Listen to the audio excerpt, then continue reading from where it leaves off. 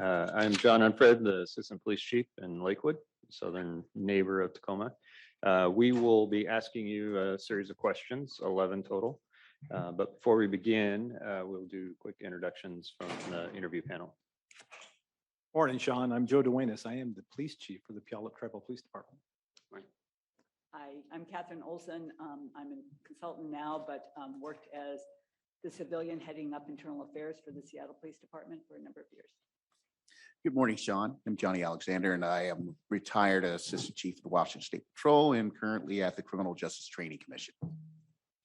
Morning, Sean. I'm Tori Green. I'm the Fire Chief here in Tacoma. Good morning, Carla Santorno, Tacoma Public Schools Superintendent. Morning. With that, any questions before we begin? I think I'm ready to go. All right. Question number one. We've all had an opportunity to review your resume. From your perspective, how does your background and experience prepare you to be the Chief of Police in the city of Tacoma?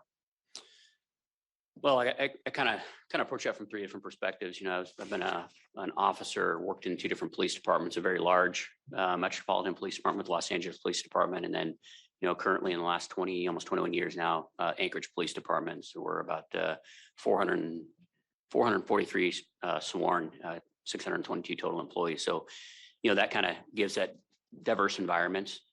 Similarities between Anchorage and Tacoma is, you know, we're both cities of good size. We have all the city problems and concerns and issues that you have, but you're still small enough to kind of know your neighbor and to have an impact in the community. You don't get lost in the kind of in the mix. My education is kind of broad. I've got 2 master's degrees, and I use both of those. You know, you got kind of the practitioner on one side and kind of that theoretical, and somewhere they meet in the middle. Because I believe kind of that balance is very, very helpful, particularly when we're trying to tackle challenging issues that have certainly been the forefront in law enforcement for the last 5 or 6 years. And then I also do some consulting work throughout the country. So it gives me the opportunity to have a lot of experience with agencies from coast to coast, primarily use of force, policy drafting, and reviewing internal affairs processes, reviewing use of force investigations, looking at you know, police practices kind of across the board, and then also looking at SWAT operations and practices. So, you know, you have the ability to see what other agencies are doing and seeing where they're successful and where they're missing the mark quite a bit. And I think all three of those combined, you know, gives a really good perspective on law enforcement kind of throughout the country and how it can be applied here in Tacoma. Great, thank you.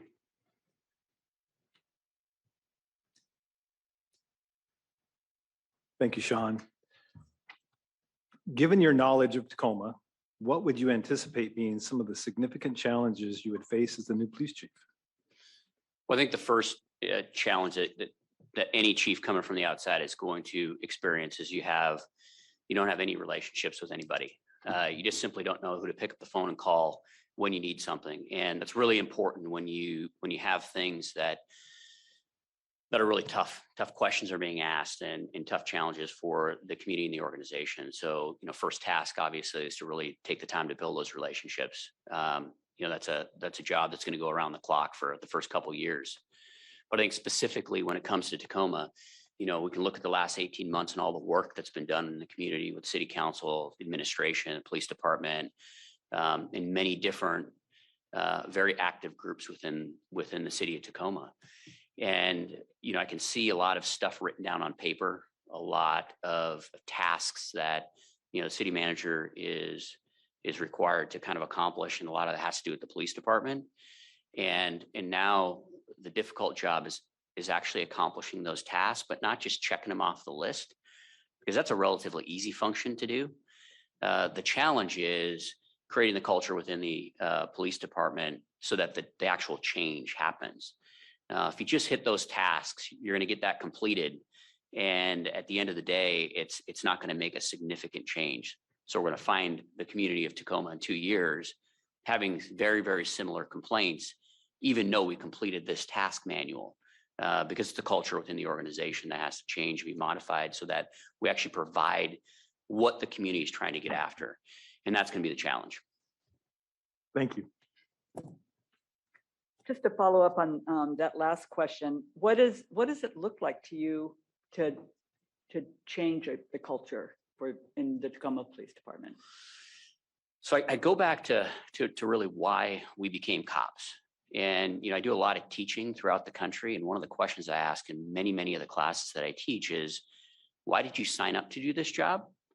And of course, you get the similar answer. You get the answer to help people, to give back to the community, to be a part of something bigger than yourself. And then you ask them, where are you at today? How you feel about that? How well are you doing? And the vast majority, over 90% of students will, and when I say students, I mean from officer rank all the way up to chief of police that are taking the class, will go, oh, we're not helping anybody.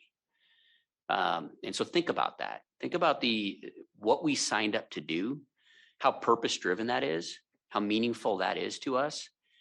And then you get about that 3 to 5 year range, and it starts going down. And you start believing that you're actually not making a change. You start looking at the pushback that sometimes we get from the community, or questions that are being asked from the community or elected officials. And we dump that on as that's a negative. And it further pushes that down. And you have to start with reminding the officers that the very simple tasks that we do every day, that they don't think about after they clear from the call. Stopping on a minor collision, a vehicle in distress, giving directions to somebody, things that we just don't think about, what kind of an impact that has. People walk away from those conversations thinking, wow, that was a good, I like that. What a friendly officer. And then they tell their friends about that. We have citizens that call in and give officers commendations on those things. And you go back to the officer and you ask them about it, and they don't even recall those incidents. We have to remind our officers how important they are, what kind of leadership role they play in the community. We also have to put them into positions where they're engaged in non-police related activities, because that's healthy for us, right? It reminds us of the good work that we're doing. It motivates us. It re-energizes us as to why we did this job, or why we signed up to do this job in the first place. Thanks. And Sean, I'm going to ask one question off the grid here. And that is, one of the challenges I see in Tacoma is this division in the public about our school resource officers, whether they should be in the schools or they should be out. Have you had any experience with looking at or resolving that issue? I was the very first round of school resource officers in Anchorage. So have an experience actually doing the job. Here's the challenge with school resource officers. It's the intangibles. There's no data metrics that we're taking, which we can talk about metrics in a while as to why we don't have those metrics. But our traditional police metrics, you look at the amount of time and money on school resource officers, and there's not data points, which we like to look at arrests or those old time, outdated police numbers. It's the intangibles that school resource officers give us. It is the relationships that they build with students. It is students that decide they want to take certain career paths because yet they have another person in their life, whether, on top of teachers and guidance counselors. Now they have police officers that support them in the things they do, whether or not they want to be cops or not. Support them in athletics, open those lines of communication. You have students that are in schools that have experienced generational trauma, and law enforcement have played a role in that I've seen school resource officers play such a pivotal role because of the relationships that they develop in school that impact these students. And that's a generational impact. Measuring that becomes challenging. I'm not sure we could put a dollar value on that. So I'm a supporter of school resource officers, even though I know it's a tough conversation. But that's got to be their mindset going into that job. Those are the people that we have to select for that job, that's what they want to do. They're here to support that's our next generation. They're here to support those students. Thank you. Research has indicated that implicit racial bias and cynicism often impacts human behavior. What can law enforcement do to combat the effects of implicit racial bias and cynicism so that they do not negatively affect how police enforce the law? Well, I think the first thing we obviously have to do is, which it's a little bit sad that I have to say this, but we've got to recognize that is a real reality that we live in. I think one of the pushbacks that we see in law enforcement is when they hear the word racism, they kind of attach like a very narrow scope, right? Certain words or certain actions, certain groups. And they're like, well, I don't fit in that very narrow category. So now I'm offended that you said that I may have said something that was on the very broad spectrum of racism. And I do believe it's a very broad spectrum. There are a lot of things that are included in racism or implicit bias, kind of that spectrum. And it's not a class. We can't teach an hour class to our officers. We provide them with information to be done. We have to approach it a little bit differently. We have to approach it from the perspective that it's a culture within our organization where, first of all, we accept that it exists. And second of all, that we call these things out when we see it. And it doesn't have to be aggressive. It has to be something where we kind of stop and pump the brakes sometimes and go, let's just think about what the comment that you just made or the way that you just interacted with that person. It happens in internal affairs all the time. We have complaints and the officer acted within policy, did everything right. There's no policy violation, but yet we have a duty to sit down with our officer and go, but let's actually talk about some of the things that were said and done that were ever so minor that made that contact go the way it wasn't supposed to go and the way that it wasn't intended to go. But that's a culture change. And, we have to be accepting of kind of that process. I know we got a little off time, but I'll give you one story just that it personally affected me because, I'm just like anybody else. We have blind spots and we have to recognize that. And I was talking to a community not too long ago and I used the word minority. And one of the people participating in this said, we prefer not to use the word minority. Men and women of color, people of color is what we prefer. And I said, please explain. He said, well, the base word of minority is minor, less than, lower than. And you stop and you think and you're like, why didn't I know that? Why didn't I think about that? And it wasn't offensive. I appreciated it. It was a little bit appalling that I didn't think of it that way until then. But that's the culture that we have to create. We have to have that ability where that conversation can exist and we walk away from it, broadening our perspective and opening our eyes to things that we may not have been in the past. Thank you.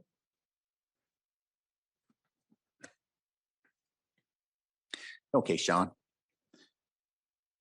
Tell us about your background and experience with community policing and how that experience transfers to the city of Tacoma. So let me start with the education. My first master's degree that I got is criminology, and my thesis was on how police impact fear of crime and overall how a single police contact can impact overall attitudes and opinions towards the police. My test subject was actually SRO program. So it was a kind of a narrow scope of what I believe is a community policing element, which is the SRO program. And of course, the results are we have an impact greatly on both. And I tend to want to boil community. So that's a very foundational basis from where I come from and my perspective on community policing. The problem with community policing is it's an over 3-decade term that we use and nobody really knows what it means anymore. And when we operationalize that on the street, our officers are like, yeah, community policing, we hear it all the time. And it's policing our community, I guess, right? Well, that's not helpful. So my view of community policing is I refer to as communication-led policing, right? Because, based on the educational experience, it's how we interact with the community, what our body language is, the words we use, how we listen to the community is a very, very important piece of that. Understanding how our interactions impact the community. Now, I mentioned earlier, just stopping giving directions has an impact. Our officers that has to be ingrained in our community policing, if we want to call it that, or we could adopt my language, philosophy in policing. And that's the same here in Tacoma as it is anywhere. It's certainly more important right now at this time in Tacoma, because we clearly have a significant amount of voices in the Tacoma community that want to be heard. They want to be a part of the process. They want to be a part of this process in selecting the chief of police. And, we can say that we're listening to them. But if we're not following through on that, if they can't see the results when we have those interactions, that falls on deaf ears. And so that philosophy goes all the way down to the patrol officers on the street, the individual calls for service. And we can listen and kind of like, yeah, I got it, and walk out the door. That's not the fundamental philosophy of what community policing or communication-led policing is. Closing the loop, letting that caller, that complainant, even the people we arrest, letting them know as much information as we have, what we're doing, how we're doing it, how this is going to impact them. That's important. And then using that information to do a better job down the road. Okay, thank you very much. Sean, the police chief will need to work with the communities that are disproportionately impacted by police activity and focus on building trust with their stakeholder groups. If selected for the position, how would you go about making the connections with communities disproportionately impacted by police activity and build trust among community stakeholder groups? So I mentioned this in the last board. That could be a day-long work session on this particular topic with the police chief and a police organization. I want to kind of narrowly focus this just a little bit to something that is a problem with this particular area. We look at data sets. We look at, because it's easy to see the numbers and look that there are members of the BIPOC community that quite clearly across the country, as well as here in Tacoma, that are misrepresented in terms of arrest rates, citations, contacts with the police department. Okay. Traditionally, we like to look at that data, and by me, I mean law enforcement, or we, I mean law enforcement. We look at that data and we come up with various different levels of justification as to why those numbers are disproportionate. Like, hey, if you committed the crime and we arrest you, is it really our fault that the number's out of balance? Okay, we're not listening. We are simply not listening to the message that has been relayed for, I've lost track of how many decades now that's been relayed. So now the question is, how do we change that? And the first thing that we do is we show up to the table. We recognize that is a reality, okay? And then we listen. We listen to what the complaints are.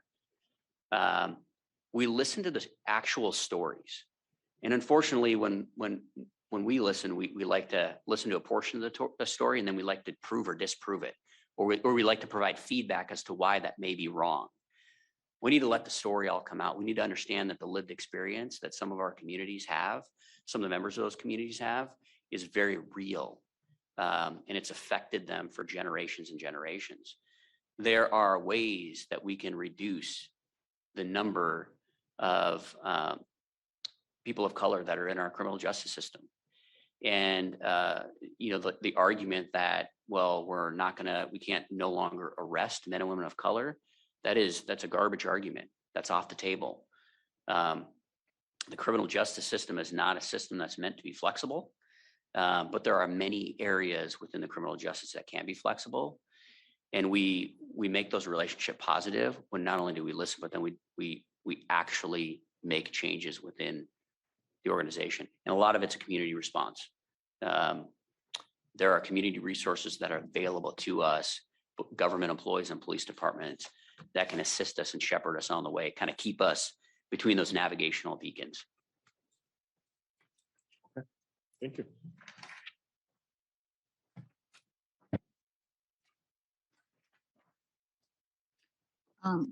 Can you tell us a time when you led a major transformation for an organization? What were some of the challenges you faced in doing so, and some of the successes?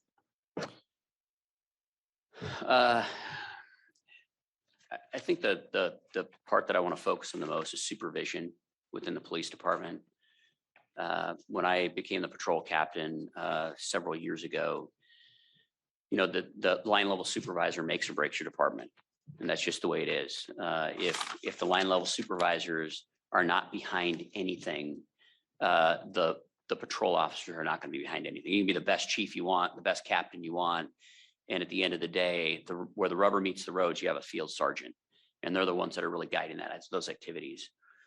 And there was a culture in my agency of not being fair and equitable to the employees, not providing quality training, quality information, over disciplining, and using the disciplinary system as the primary way to improve behavior or change behavior, I should say.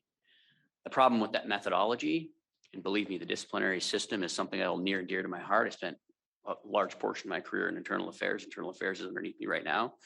So it's definitely necessary, but it can't be, you can't take a hammer and have that be your only tool.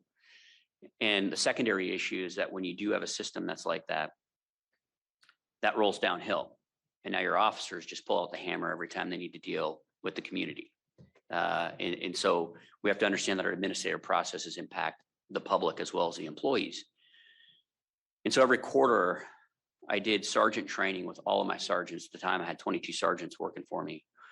And I conducted the training, and a large portion of the training was showing up and not training them anything, but listening to what they had to say, giving them feedback. Part of the training was, let me catch you up to date on what's really happening, pull the curtain back a little bit so you can see what's happening on my side, so you understand some of the things that are going on in the department. But the main portion of the training was to really instill three things with the supervisors to improve the work environment. And that was the goal, improving the work environment, which is very relevant to Tacoma, because we want to improve that working environment to provide a better product for the city of Tacoma. And the first one is creating a positive organizational environment, supervisors developing their employees, and supervisors the exchange or the communication that they have, which kind of goes back to communication-led policing, right? Those three things, every quarter that we did training, we came back to. And each training was dedicated to a different way of approaching that. Dealing with employees that were struggling or challenging employees, dealing with employees that are having trouble with home, dealing with employees that have poor work performance. How do we get back to those three elements to create a better environment to our employees? Because what ends up happening is then when you ask them to do things that are outside of what we think traditional law enforcement, which is what our community is hungry for, they're better prepared to take on those responsibilities and have a lot less pushback. My measurement of success on that is I ended up putting out surveys for various different things that I wanted to know from the officers. In general, within 48 hours of putting out a survey, I'd have over a 75%, and this was including people with days off, response rate. In law enforcement, a 75% response rate in 48 hours, we may as well call that 100%. Like, that's crazy. Thank you. Thank you. Question number 7.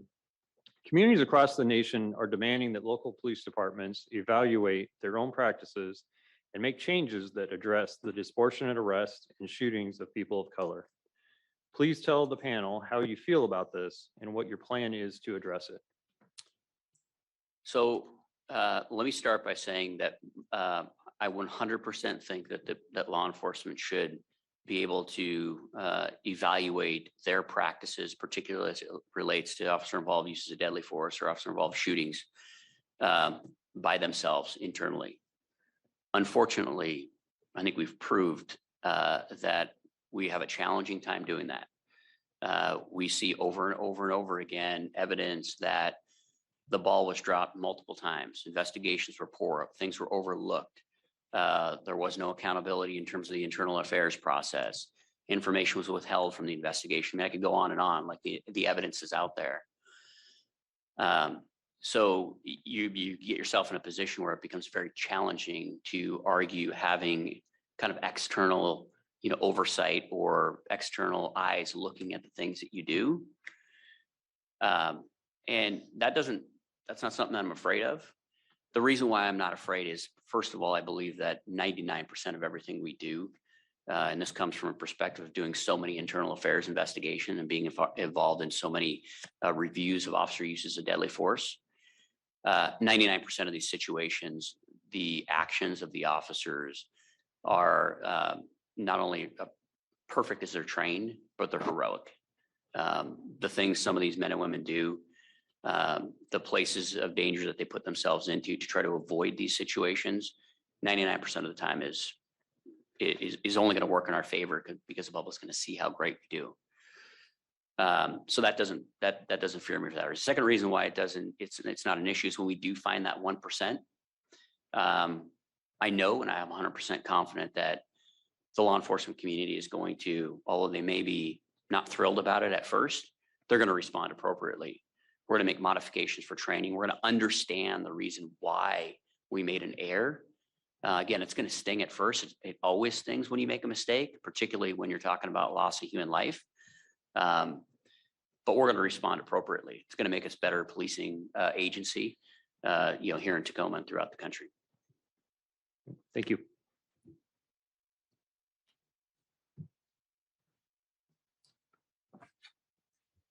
Thank you, Sean. We received a lot of comments from the community asking that the new police chief focus on holding officers accountable. What does this mean to you, and how would you hold officers accountable? So I'll give you two things that I want to approach. The first is kind of the traditional. When you look at stepping into a police department at the very beginning, I kind of look at there's 4 pillars that you really want to make sure that are stable, the foundation, if you will. One of those 4 is the internal affairs process. And that has to be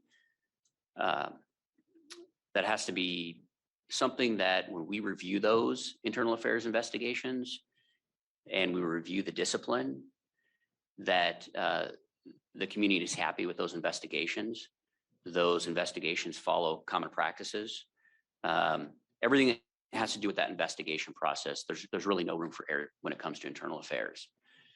But there also has to be a secondary piece of accountability. Now, as I mentioned earlier, you can have internal affairs investigations where there's no violation of policy, but it doesn't look good. The term that we use sometimes is lawful but awful. So it was within policy or within law, but that just didn't look and feel right. And that also comes back to something I mentioned already, which is it comes back to kind of that vision, why we became officers. And we also have to be accountable to that. When our vision and my vision for policing is that we build others one contact at a time, that every single time we have a contact, no matter who's in front of us, that's an opportunity to have a positive impact on that person's life. Keeping in mind that most of the times we're contacting people on their worst day. We have to be accountable to that as well. And so even when that policy violation is unfounded or not sustained, we take a secondary approach at that. And we say, but do we meet our mark here? Do we hit our mark? And what I find very interesting is that generally the pushback that we get from officers is they want to debate what's written in the policy. They want to debate whether or not they met the letter of the law in that policy. But when you bring in, did we meet this, what a real primary standard is, the vision, the mission, you actually have less pushback with the officers, right? Because they humanize their behavior and they humanize their impact. And they look at it and they shake their head frequently and kind of put their head down and they go, nope, I could have done better. I could have done a better job. And so you really have to attack it from both those prongs. Thank you, Sean.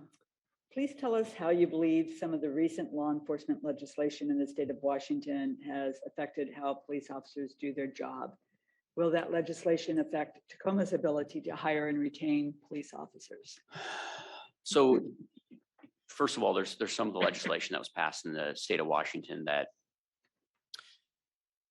it makes me sad that we had to pass legislation, certain policy requirements, certain training requirements. That's something that as law enforcement leaders, it should have been in policy long ago. And so it's sad that it took legislative changes to make that happen. There are some challenges with some of the legislation as well, particularly when we talk about the inability to use force unless you have probable cause to make arrest versus reasonable suspicion. That really changed the dynamics, the way officers can do their job. And why that's so challenging for officers is because that's now law and we're moving, and the training is well behind the curve. If you talk to officers throughout the state, they'll still look at you and go, I don't know what that means. And the reaction to that is, I'm going to be less proactive. I'm less likely to actually do my job. In other words, I'm going to provide a lower level of service to the community because I don't feel comfortable with the rules and how I've been trained to follow those rules. And some officers have taken so far as they want to leave the profession or leave the state and go someplace else.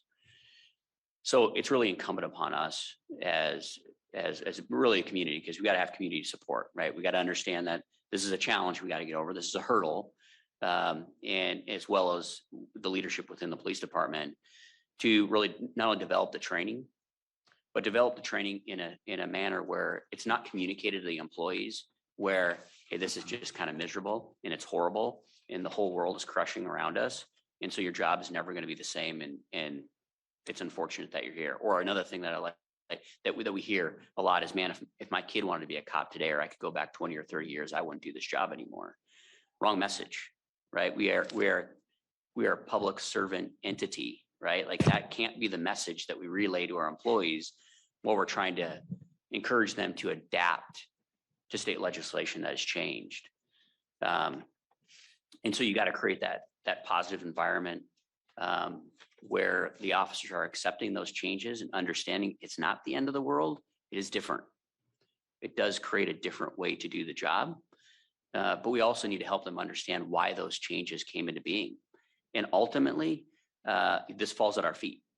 We are responsible for some of these changes. And had we done a better job to be proactive in doing things, providing better training earlier, we wouldn't be in the situation that we're in today. And that's just a hard fact.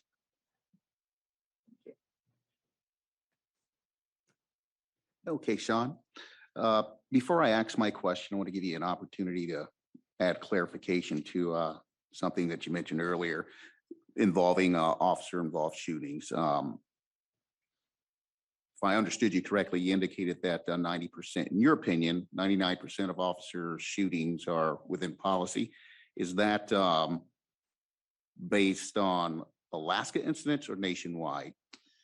That's my opinion, based on the officer-involved shootings that I've seen and reviewed myself. Okay. That's not cold hard data. Obviously I don't have access to all the investigations. Probably the more appropriate way to say is the vast majority, I would say, of officer-involved shootings are within policy. And, that still leaves, even though it's a vast majority, that still leaves a large, 1% is still a number that's high. Sure. Right? Because we're talking about human life. Absolutely. So I certainly don't want to, leave the message that like, we're good because it's only 1%. Taking a human life is never good. Okay. Thank you very much. I appreciate You that. bet. Okay. Question number 10. The Tacoma City Council has passed Resolution 622, acknowledging the disparate impacts of systemic racism and affirming the city of Tacoma's commitment to anti-racist systems transformation. As an ex-police chief, you will be expected to lead these efforts for the Tacoma Police Department. What is going to be your first step? The first step always has to be being an ear and listening.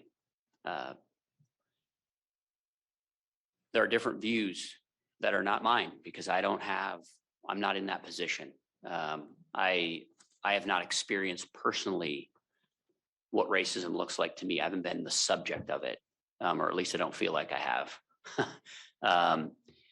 And so we have to always do a good job of listening to that perspective. And we can't discount those opinions. We can't discount those stories. We can't discount those real life experiences. And we also have to understand that experience doesn't just come from the person that's in front of us and their story. That comes from the stories that happened prior to them, right? Their parents, their grandparents. This is all a cumulative effect, and it continues to mount and it continues to build. And we've come to the point that we have to take a hard stance on stopping it. And I have to realize that the solution is not going to come from me, right? The solution is going to come from those that have been impacted.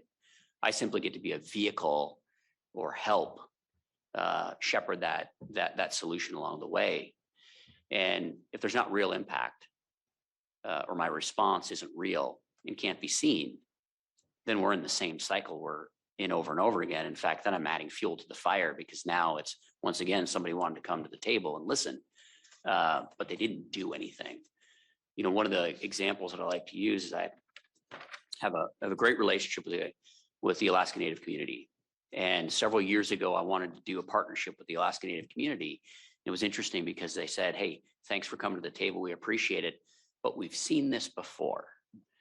And we've seen someone from the police department come in and go, I want to do something and I need your help because I want it to be centered around the Alaska Native population. And you come and you go and nothing changes. And that was a bit of a gut punch, but it was reality. And years later, coming back to the table over and over and over again and being committed to that cause led me today where we've entered into a federal grant with two Alaska Native Corporation, University of Alaska Anchorage, to focus on domestic violence specifically related to the overrepresentation of Alaska Natives, both as victims and as offenders of domestic violence. And that's because you have that commitment over and over again. It's not one conversation. It's not a year-long project. That is something that you have to invest constant. It's a tireless endeavor, but that for me is nothing compared to the generational trauma that we've seen in some of these communities. Okay, thank you very much. Okay, Sean, I have your I have your last question, but I actually have a question that I asked of the other candidates that I'm going to ask you first. Okay. Sure. So this series of questions really kind of focuses on the community. But the next police chief is going to have to address two really critical areas. One is reconciling the relationship of the police department with the community. The other is leading the people who do the work of policing. And so given the fact that the majority of those people are not people of color, I would be interested in hearing what your approach to that would be. So when you talk about kind of reconciling or mending that relationship between the police department and the community, that's not something you can walk in the first day and kind of shove the officers out there to do that work, whatever that work is. That takes some work behind the scenes, right? There's some preparatory work. That's the leadership piece, the second portion that you're talking about. And again, I go back to that mission and vision because that is a constant daily thing that the chief has to go through every day. If you look at some of the reports that recently have been done, even within the Tacoma Police Department, we even see that, our officers of color have experienced and certainly have talked about, like sometimes it's lonely, right? So those issues within the police department, we have to tackle that together kind of as family. We have to try to take care of our own and understand the work dynamics that we have. We have to understand and be able to accept that inside the walls of the police department that exists. And that's our brother and sister, right? That's somebody that we sign up to do this job that we'll risk our life for. And if that's happening in the walls of the police department, first of all, we don't put it like it's like it's an intentional thing, like we intended to do that to our fellow officer, but it's there. And so we have to reconcile that first.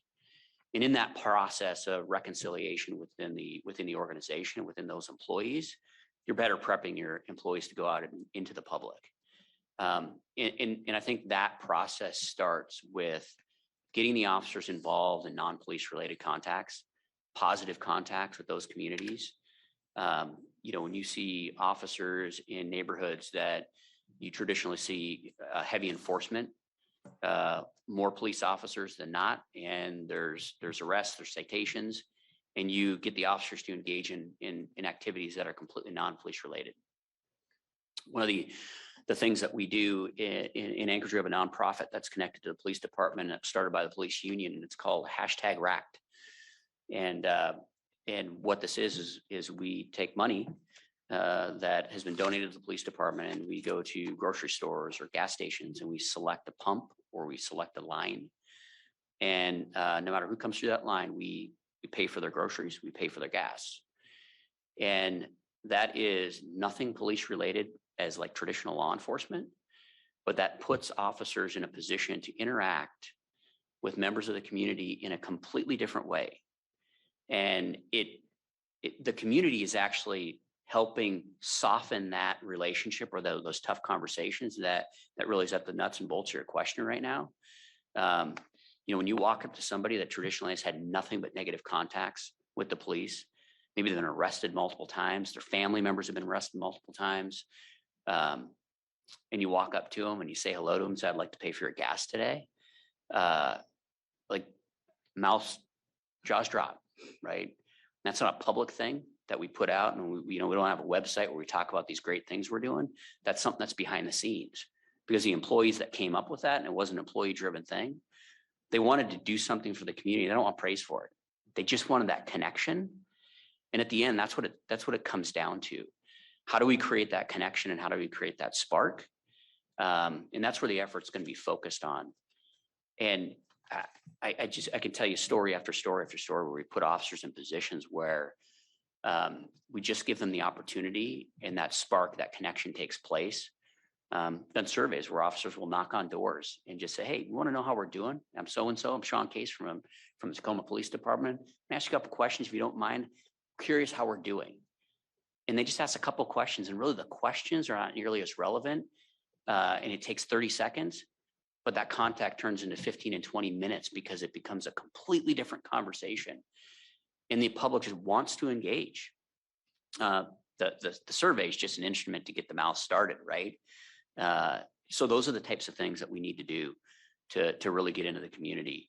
The enforcement piece is always going to be there, right? We're always going to enforce the law. We got to focus on those non-police related contacts. Okay, thank you. So your final question is there any additional information that you would like to share with us regarding your experience or qualifications for this position? And or do you have any questions for us? So I think I really want to ask a follow-up questions, if I may. I don't know how much time I have. Okay. I want to start, generally want to ask follow-up questions, say anyone that wants to kind of answer. But my first question, I'm going to kind of hone in because your follow-up question and former chief. There's a lot of tasks that have been asked of the Tacoma Police Department, and that the city manager is trying to do with the police department. And the timeline for sure is always we'd like that done yesterday. We want this done quickly. What if you were chief? If you were back in the chief role, what do you think is the most important? I know there's a lot of important things, but the single most important thing that the Tacoma Police Department should focus on, and what's a reasonable timeline to accomplish that? Well, I'm assuming the question's directed towards me. Yes, sir. So if Yes, I sir. was the chief of police in Tacoma, I think one of the biggest challenges is obtaining public trust, regaining the trust that the public has, that the community has. And you're right, absolutely right. It's not going to be an overnight thing. It's going to be something that's going to have to start.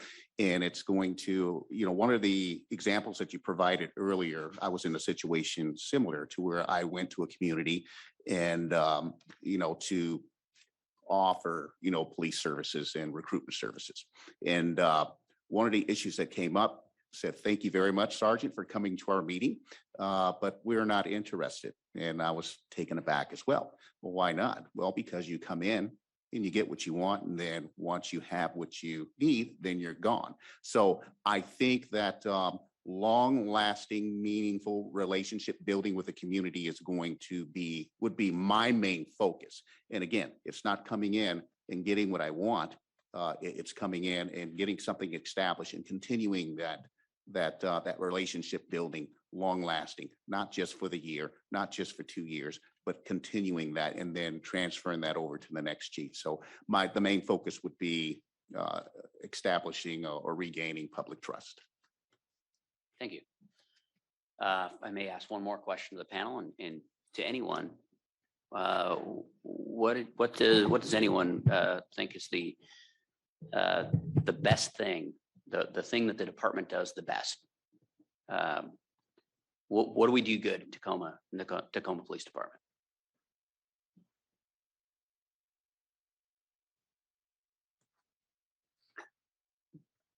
I would say one of the things the policemen, and this is from the perspective of the schools and the department, is that they show up.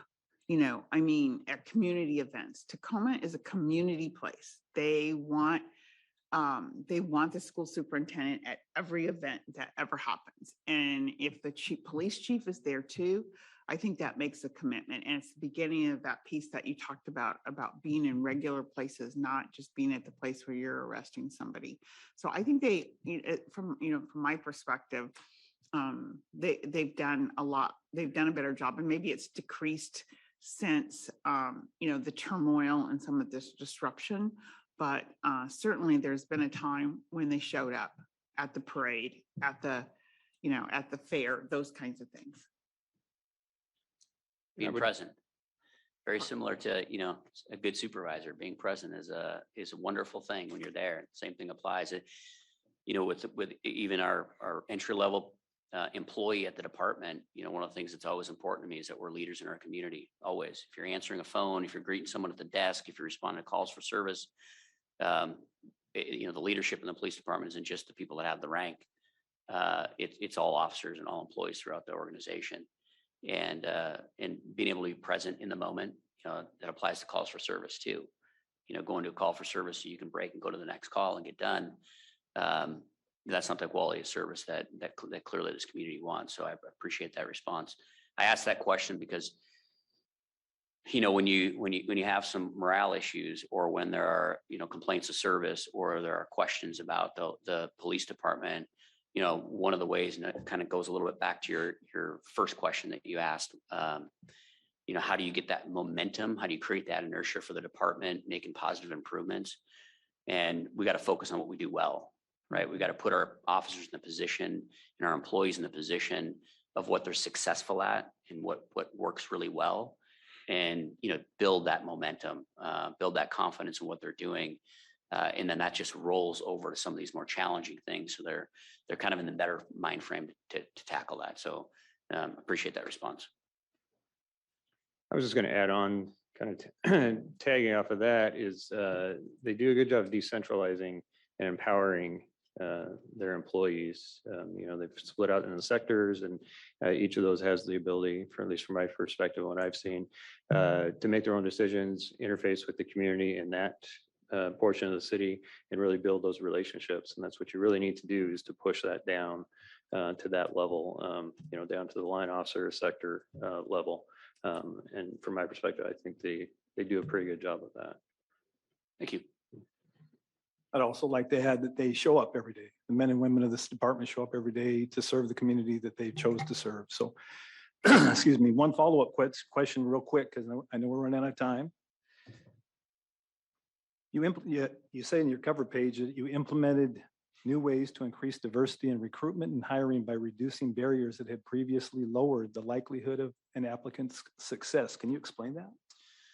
Yeah, so, when we look at our hiring process, generally the process is designed to kick people out of the process, and those who make it through are able to navigate the process. Those are the ones that pass, and those are the ones get hired, versus trying to find that ideal candidate. And so some simple things that we think about, well, if you don't show up to an appointment, you're probably not suited for this job. And so therefore you're DQ'd from the process. And on the surface, it seems kind of simple, right? Be here at 8 o'clock, show up at 8 o'clock for an appointment. If you don't, you're probably not going to be able to function in this type of job. And so you're out, and we move on, and we don't think twice about it. But if you want to reduce barriers and you want to think about increasing the diversity, let's maybe talk about those living in poverty, access to transportation.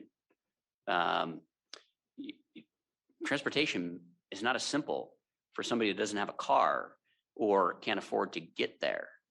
And that's a barrier. And we could be losing out on a very good qualified applicant because they didn't show up for an 8 o'clock meeting. Now, we can say, well, they should have reached out and asked for help. Or we could have created a hiring practice or background investigators that reached out to applicants, had conversations like that, consciously aware of the environment that some of our applicants are in, provided transportation in some cases. Because again, they get the job, they're probably going to be able to take care of transportation on their own because we're going to pay them a good wage. But that knowledge, that experience, that qualified candidate, the candidate that fits the ideal candidate mold, we may have eliminated them just based on the fact they didn't have transportation. I'll give you one more example, testing environment. There are studies over and over again, and I happened to stumble upon one, and it happened to involve math testing in women. So math is generally viewed as a male-dominated field. And there are studies that are out there that take in a controlled environment, a math test, and have a room with all men, have a proctor that's a man, and then we take a female or a second female and we interject them into that testing environment and they take the test. Their test scores will be lower than if we change the environment. And there's all sorts of things that we don't see when they go up and grab the test from the proctor. One of the documented incidents was the proctor looked at one of the female applicants, go, "Huh, you're the only female in here." Like, was that meant to be, anything negative? I hope not. But did that have an impact on that person's ability to test? Like, they're already stressed. Everyone's stressed when they take a test. That increased the stress. That same theory applies when we put a bunch of candidates in a room and we do a testing process, and you have 1, 2, 3 candidates that look around the room and nobody looks like them, right? That is added stress and pressure. That just is a real life example that there's very few people that look like me in this profession. And now that stress added to the testing environment. Does that change the testing results? And so we're experimenting with, again, I go back to the Alaska Native relationship, using testing facilities that are at Alaska Native corporations as an alternate. So you can choose what testing location that you want to go to versus always coming down in the same, police building with the same type of candidates. So those are a couple of the things that we're trying and playing with. But we're at the time we got to think outside the box, right? So I hope that answered your question. It does. Thank you. Thank you. Thank you. Thank you. Thank you.